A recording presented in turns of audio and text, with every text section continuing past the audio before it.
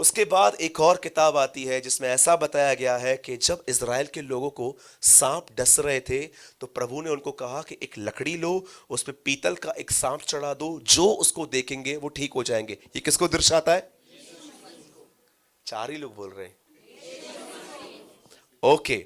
और उसके बाद आप एक और पैसेज पढ़ोगे, पढ़ते पढ़ते आप बाइबल के 39 किताबों को जो पुराने नियम में पढ़ लो, हर किताब में लोग ये जानते थे कि एक आएगा जो हमारे लिए मरेगा। पर मुझे एक बात बताइए, जब यीशु आया, उन 39 किताबों का जो लेखक था वो उनके बीच में आया, कितनों के बाद जानते थे? निकोदेमुस, एक यहूदी धर्मगुरु जो पूरी किताबों को जानता था, क्या वो आप क्या बिलीव कर सकते हो? जब निकोदेमुस यीशु के साथ बैठा था तो क्या उसे ये बात पता थी कि जिस किताब को वो इतने सालों से पढ़ रहा है उसके लेखक के साथ वो बैठा हुआ है? उसको नहीं पता था। He never knew। आप जानते हैं, हर किताब में वो लोग बताते थे कि यीशु ये है, यीशु आएगा। उनका नाम नहीं पता था यीशु, पर मसीह आएगा। पर मैं आपको बताना चाहता हूं, जब वो व्यक्ति सामने आया, सब कहते हैं ये शैतान है। क्या आप ये बिलीव कर सकते हो? एक आदमी पूरी बाइबल जानता है लेकिन स्पिरिचुअली ब्लाइंड है। मैं आप में से बहुतों को जानता हूं, आपको शायद पूरी बाइबल पता होगी, आपने पूरा बाइबल 3-4 बार पढ़ लिया होगा, पर हो सकता है you are totally spiritually blind. आप जानते हो, बाइबल एक ऐसी किताब नहीं है जो बार बार पढ़ने से समझ में आती है। याद रखना, बाइबल पढ़ते समय परमेश्वर तुम पे बाइबल रिवील करना चाहिए। कितने लोग मेरी बात समझ रहे हैं? बोलो रिवील। इंग्लिश में कहते हैं revelation. The last book of the Bible is revelation, प्रकाशित वाक्य। परमेश्वर ने उन चीजों को प्रकाश दिया है। अब मैं आपसे एक बात पूछना चाहता हूं, आप इस किताब को पढ़ते हैं, मैं आपसे पूछना चाहता हूं, इस किताब को पढ़ते समय क्या आप ये महसूस करते हैं, आप बुक पढ़ रहे हैं पर इनसाइड आपको कोई वर्ड एक्सप्लेन कर रहा है? Do you have this type of experience कि जब आप इस किताब को, क्या आप केमिस्ट्री की तरह पढ़ रहे हो? अच्छा, ये मत्ती दे में लिखा, अच्छा अरे ये तो यहां लिखा है। मैं ऐसे प्रचारकों को जानता हूं जो एक वचन यहां से निकालते हैं, 2 वचन यहां से निकालते हैं, और ये सारी साईबाजी बनाते हैं, कड़ी बनाते हैं, ये बिंडी यहां से यहां से यहां से यहां से, और जानते हैं वो लोगों को बोलते हैं ये रेवलेशन है। ये रेवलेशन कैसे? ये तो स्क्रिप्चर्स हैं सारे। रेवलेशन तो वो होता है, प्रकाशन का मतलब क्या होता है? एक ऐसी चीज जो अंधियारे में थी और परमेश्वर ने आपको ज्योति दी कि ऐसी है ये चीज। आप जानते हो परमेश्वर किन पर अपना वचन रिवील करता है? बताऊं अभी आपको, कौन से वो लोग होते हैं जिनको देखकर परमेश्वर कहते हैं कम, इस आदमी के ऊपर हम वचन खोलेंगे, इसको बताएंगे कि हम अंदर से कैसे हैं। लिसन, सब यहां देखिए। आपने तो बहुत धन्यवाद दिया होगा, प्रभु धन्यवाद, पेट का दर्द उतर गया, सर का दर्द उतर गया, पैसे चले गए, वापस आए। आप जानते हो जीसस ने कहां धन्यवाद दिया? एक बार, हे पिता मैं आपको धन्यवाद देता हूं, रीजन क्योंकि तूने ये बातें ज्ञानी और समझदारों से छुपाई है। कितने लोगों ने इस बात के लिए कभी प्रभु का धन्यवाद किया है? इंग्लिश में बहुत ब्यूटीफुल है, father I thank you because you hide these things from intelligent and smart people. अब मुझे एक बात बताइए, हमको इंटेलिजेंट कौन बनाता है? परमेश्वर बनाता है। आपने अपने आप को इंटेलिजेंट नहीं बनाया है। कुछ बहनें बहुत अच्छा खाना बना देती है, किसने आपको सिखाया है? मेरी मम्मी ने। तेरी माँ को किसने सिखाया? उसकी माँ ने, और उसकी माँ को। लास्ट तक जाओ, लास्ट से परमेश्वर आएगा। कई लोग बोलते हैं अरे माँ हली बजाना ये घर रुली है दिन, डू यू नो, कुछ घमंडी बहनें ऐसा बोलती है, मैं चली जाऊं ना घर ही सफा, ये सफा तहस नहस थिएंदा, सफा खत्म थिएंदा। मैं यीशु के नाम से कहता हूं, तू जा, फिर भी घर चलेगा, ऐसा कुछ नहीं होगा। वैष्णो होटल जिंदाबाद। Listen very carefully. अब कुछ भाई लोग भी हैं जो, याद रखना, इंटेलिजेंट परमेश्वर बनाता है, स्मार्ट परमेश्वर बनाता है। फिर परमेश्वर ऐसा कैसे कहता है कि मैं अपनी इस किताब को इंटेलिजेंट पे रिवील नहीं करूंगा? Now listen very carefully. परमेश्वर आपको इंटेलिजेंट बनाता है, परमेश्वर आपको अंदर अच्छी एक्टिविटीज देता है, पर याद रखना जिस दिन आपने घमंड किया ना मैं इंटेलिजेंट हूं, परमेश्वर आपको बताना बंद कर देगा। अरे खुदा इंटेलिजेंट बनाता है, पर खुदा घमंड कहां से देगा तुम्हें। आज बहुत सारी जब बहनें बाल स्ट्रेट करवा के आती है ना, उनको उनकी शक्ल देखो। उस दिन एक भाई ने से बाल कटवाए थे, बड़े ऐसे खड़े हुए थे, तो मैंने उसको बोला सुअर देखा है तूने? तो बोलता है नहीं। मैंने बोला जा देख, उसके बाल भी ऐसे ही होते हैं। तो ब्रदर ये क्या कर दिया आपने, मेरे को उससे पिघल दिया। मैंने बोला मैंने कंपेयर नहीं किया तुझे, पर मैंने बोला ये स्टाइल का वो नाम है। कभी आपने इस बात को देखा है, कभी कभी आप अपने आप को कितना, देखो स्पेशल फील करना अलग है, पर प्राइड रखना एक अलग है। स्पेशल फील करते समय आप किसको कंपेयर नहीं करते हो कभी अपने आप से, आप खुश रहते हो, लेकिन प्राइड में आप दूसरों को कंपेयर करते रहते हो कि नहीं नहीं ये छाती लगे, नहीं नहीं कुछ भी नहीं है, ये तो ये कुछ भी नहीं है। आप जानते हो परमेश्वर यीशु क्या कहता है? पिता मैं धन्यवाद देता हूं, इनडायरेक्ट यीशु ये कर रहा, मैं धन्यवाद करता हूं कि जो लोग अपने इंटेलिजेंसी पे घमंड करते हैं, तूने उन्हें ये बातें नहीं बताई हैं। अब उसके बाद मुझे बताओ परमेश्वर यीशु ने क्या कहा? पर मैं आपको धन्यवाद देता हूं क्योंकि तूने ये बातें बच्चों पे प्रकट की हैं। जानते हो बाइबल किसकी किताब है? बाइबल बच्चों के लिए लिखी गई है। कितने लोग हैं जो इनसाइड बच्चे हैं? 5 दिन पहले मैंने एक बच्चे को हर्ट किया, हो गया मुझसे, मैंने जानबूझ के नहीं किया। आधे घंटे के बाद वो लड़का मेरे साथ में था। आधा घंटा पहले मैंने उसको हर्ट किया, वो मेरी वजह से रोया। आधे घंटे के बाद वो मेरे आर्म्स में था। ये बच्चा होता है, आधे घंटे के बाद फॉरगिव करके वो आपके साथ खेलता है। डू यू नो बच्चा क्या होता है, बेबी क्या होता है? याद रखना इस बात को, बच्चे कभी भी अपने अंदर नफरत नहीं रखते हैं। कभी एक दिन आप ऐसा प्रैक्टिकल करके देखो कि आप ट्रेन में आ रहे थे, आप बस में आ रहे थे, या तो आपके घर के अंदर किसी ने आपको बहुत गहराई से डिच किया, हर्ट किया, और आपके अंदर सच में हर्ट हुआ, और अब अनिवार्य है आपको विचार आना स्टार्ट होंगे कि मत बात करना, तू भी मत छोड़ना, आए ये आदमी इसको कंप्लेन करना इसकी, लेकिन आप अपने आप में जानते हो क्या सोच रहे हो? नहीं, वो परेशान है इसलिए उसने मुझे ऐसा बोल दिया, लेकिन वो इविल पर्सन नहीं है।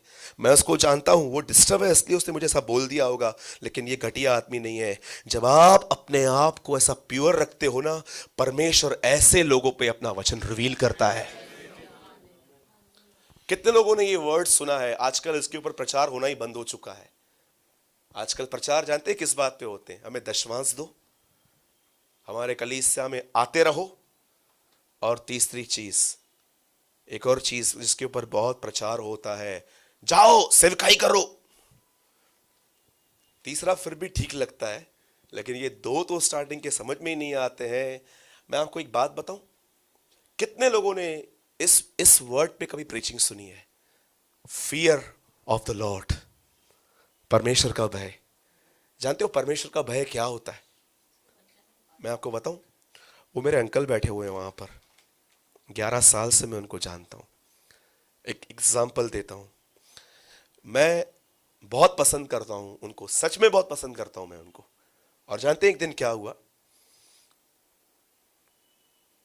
समझो उन्होंने मुझे अपने बिल्डिंग के नीचे बुलाया, कहा सूरज भाई आप एक काम करो, 11:30 बजे नीचे आ जाओ, चलना है कहाँ पर? और मैं 11:30 बजे नीचे आके खड़ा हूँ। 11:30 के 11:40, 11:45, 12 में 10 कम, 12 में 5 कम, 12 बजे तक अंकल नीचे नहीं उतरे। और 12 बजे जिसे मैं कॉल करता हूँ ना, मैं उनको बोलता हूँ अंकल आप आए नहीं है। अरे बेटा समझ, मैं भूल गया था, बस बस बस बस तो रुक, मैं आ रहा हूँ। और फिर इन्होंने शर्ट पैंट पहना, बेल्ट डाला, चप्पल साफ की, और 12:15 बजे ये आए। अब आप मुझे बताओ इस 45 मिनट्स में मुझे कितने ख्याल आएंगे इनके लिए बुरे? बता आल चाहो माता डायमीटर अभियान। मैं 45 मिनट्स वहां खड़ा था। अब जानते हैं हुआ क्या? सुनिए सुनिए, मैं आपको बताता हूं परमेश्वर का भय क्या होता है। 45 मिनट्स में मेरे अंदर अंकल की इमेज थोड़ी खराब हो गई कि नहीं यार ऐसा थोड़ी ना चलता है। अब ये बात इनको पता है कि मैं इनके लिए ये सोच रहा हूं? आइए सवाल जवाब दीजिए, क्या उनको ये बात पता है कि मैं उनके लिए ये सोच रहा हूं? आपको पता है? बताओ किसको पता है? अब मैं घर जाऊंगा, मैं प्रभु को बोलूंगा, प्रभु मैं इस बात को क्यों नहीं समझ पाया कि उन्होंने जानबूझ के नहीं किया, उनकी आंख लग गई। प्रभु पर एक बात कहना चाहता हूं, मैंने किसी को भी नहीं पता है कि मैंने उनके लिए क्या सोचा, मैं, तू जानता है, मैं तुझसे माफी मांगता हूं प्रभु कि मैंने अपने बुजुर्ग भाई के लिए मैंने ऐसे ख्याल क्यों रखे। जो ऐसी जिंदगी जीते हैं वे सचमुच परमेश्वर के भय को मानते हैं।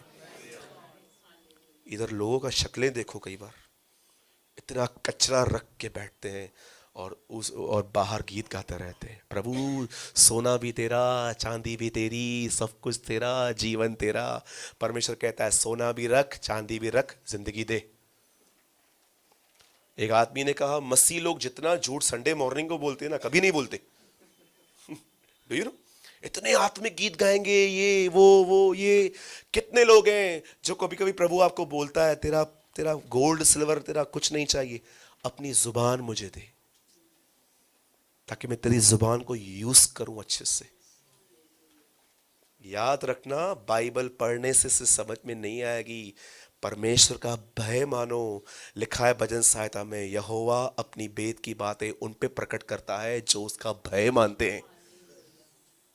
बाकी अगर आप सिर्फ इसको पढ़ते रहते हो और परमेश्वर आप पे रिवील नहीं करता कुछ, तो आप समझ जाना समथिंग इज रॉन्ग।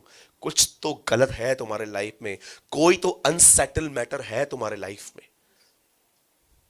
मैंने कितने लोगों को देखा है सिर्फ पढ़ते रहते हैं। उनसे पूछता हूं आज क्या पढ़ा बेटा, बता। सुबह बताया मैं, कल बताऊं, कल भी क्यों बता रही है वो भी मत बताना। क्यों?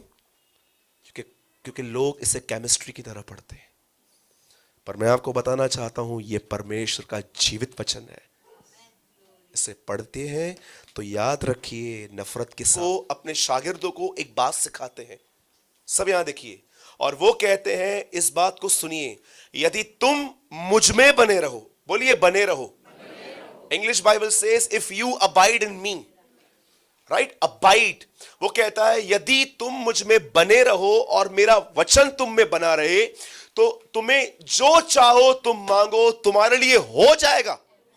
क्या प्रतिज्ञा मिली है उन लोगों के लिए जो परमेश्वर पर निर्भर है।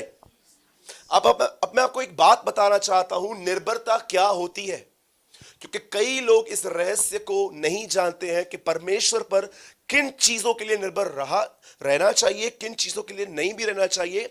कुछ चीजें सेल्फ एफर्ट से करनी पड़ती हैं, कुछ चीजें टोटली परमेश्वर पर डिपेंड रहना पड़ता है। Now listen very carefully. Bible एक व्यक्ति के विषय में बताती है, वो व्यक्ति 38 साल से बीमार था, बोलिए 38।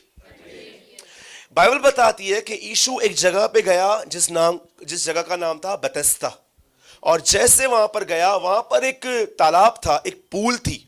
और आप जानते हो इस पूल में सबसे अच्छी बात क्या थी, इस पूल में साल में एक दिन परमेश्वर की ओर से एक एंजल स्वर्गदूत नीचे उतरता था। अब मुझे नहीं पता वो कैसे करता था, ऐसा कैसे दिखाई देता था कि वो आया है, पर मुझे ऐसा लगता है कि तालाब में एक बहुत बड़ी लहर उठती थी और वो जान जाते थे कि स्वर्गदूत नीचे उतरा है। और वचन कहता है कि जो भी व्यक्ति उस पानी को देखता था हिलते हुए, जैसे वो उसमें कूदता था, चाहे उसे कोई भी बीमारी क्यों ना हो, HIV हो, हार्ट डिजीज हो, कुछ भी हो, वो ठीक होता था। अब वहां पर एक व्यक्ति बैठा हुआ था पूल पर, वो 38 साल से वहां था।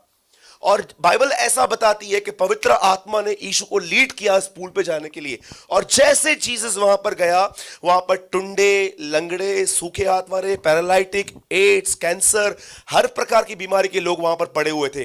लेकिन आपको पता है जब यीशु वहां जाता है, यीशु को पवित्र आत्मा कहता है, वो आदमी देख रहा है ये वाला, नो नो नो, वो हाँ ये, इसके पास जा।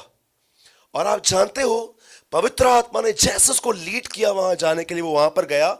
और ये पहला पर्सन है बाइबल के अंदर जिसकी यीशु ने इंक्वायरी की थी। लिखा है यीशु को पता चला कि ये आदमी 38 साल से यहां पड़ा है। और जब ये व्यक्ति वहां पर पड़ा था, यीशु उसके पास जाके एक सवाल पूछता है, और सवाल को सुनिए, उससे एक बात पूछता है, क्या तू चंगा होना चाहता है?